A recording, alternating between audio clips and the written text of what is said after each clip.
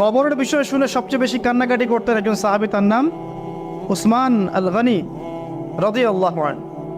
অন্য কোনো বিষয় শুনে তিনি এত কান্নাকাটি করতেন না। এটাই হবে আমাদের জান্নাতের টুকরা অথবা জাহান্নামের গর্ত। আল্লাহ পাক সবার কবরকে জান্নাতুল ফিরদৌস বানায় দেখ। সূরা মুলক রাতের বেলা যারা তেলাওয়াত করবে ইনশাআল্লাহ তাআলা আল্লাহ পাক তাকে কবরের শাস্তি থেকে বাঁচাবে ইনশাআল্লাহ আযজা ওয়া জাল। সূরা ইয়াসিন আপনার কোরআনের মগজ, প্রাণ, হার্ট, এটা যখন পড়বেন আপনি বুঝতে পারবেন কেন এটাকে হার্ট বলা হয়েছে। সূরা বাকারা যে ঘরে পড়া হবে সেই ঘর থেকে শয়তান পালিয়ে চলে যাবে। আমরা তো বাড়ি করলে হুজুর ডেকে আনি, তাই না? ঝাড়ফুঁক করাই, বাড়ি বন্ধ করি, তাবিজ করি, কত কি করি না?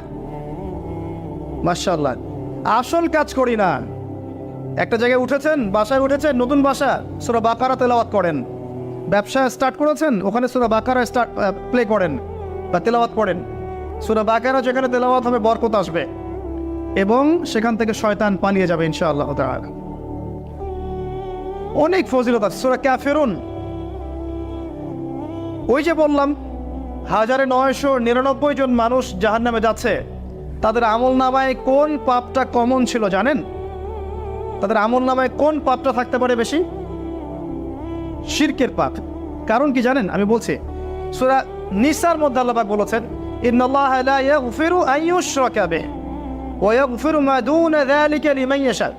আল্লাহ পাক তার সাথে শিরকের গুনাহ মাফ করেন না, এছাড়া যে কোনো পাপ আল্লাহ যাকে ইচ্ছা মাফ করতে পারেন। তার মানে যে মানুষগুলো বেশি বেশি জাহান্নামে যাচ্ছে তাদের আমলনামায় যে পাপটা থাকতে পারে কমন, সেটা হচ্ছে কি? শিরক। অন্য পাপ হলে হয়তো আল্লাহ পাক মাফ করে দিতেন, সিম্পল। এই শিরক থেকে আল্লাহ পাক আপনাকে বাঁচাবেন একটা আমলের মাধ্যমে। বলে দেব, সূরাতুল কাফিরুন প্রত্যেক রাতে আল্লাহ পাক যে কথাগুলো আমি বলছি, প্রথমে আমাকে আমল করার তৌফিক দান করুন, আমিন, এবং আপনাদের সবাইকে তৌফিক দান করুন, আমিন। সূরা কাফিরুন রাতের বেলা তেলাওয়াত করলে আল্লাহ পাক আপনাকে শিরক থেকে বাঁচিয়ে রাখবেন সব। এছাড়াও আরো 3টা ছোট ছোট সূরা আছে, সূরা ফালাক, সূরা নাস, ইখলাস। সকাল সন্ধ্যায় 3 বার করে, ফজরের পর 3 বার, 3 বার, 3 বার, মাগরিবের পর 3 বার, 3 বার, 3 বার। এটা বিকেলেও করা যায়, আসরের পরেও করা যায়।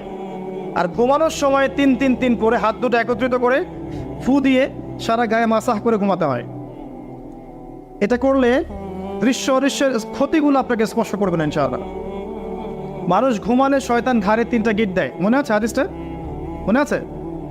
গিট দেয় এবং বলে, তুমি ঘুমাও, তোমার সামনে লম্বা রাত। আবার গিট দেয়, তুমি ঘুমাও, তোমার সামনে লম্বা রাত। আবার গিট দিয়ে বলে, তুমি ঘুমাও, তোমার সামনে লম্বা রাত।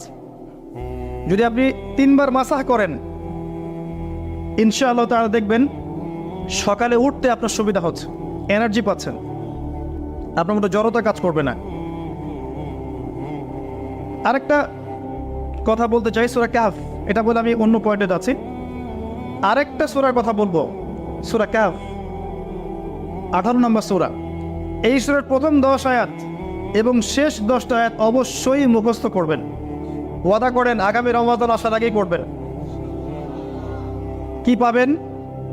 আপনার জীবদ্দশায় যদি দাজ্জাল বের হয় এবং সারা বিশ্ব শাসন করা শুরু করে, আল্লাহ পাক আপনাকে ওই ফিতনা থেকে বাঁচিয়ে রাখবেন ইনশাআল্লাহ।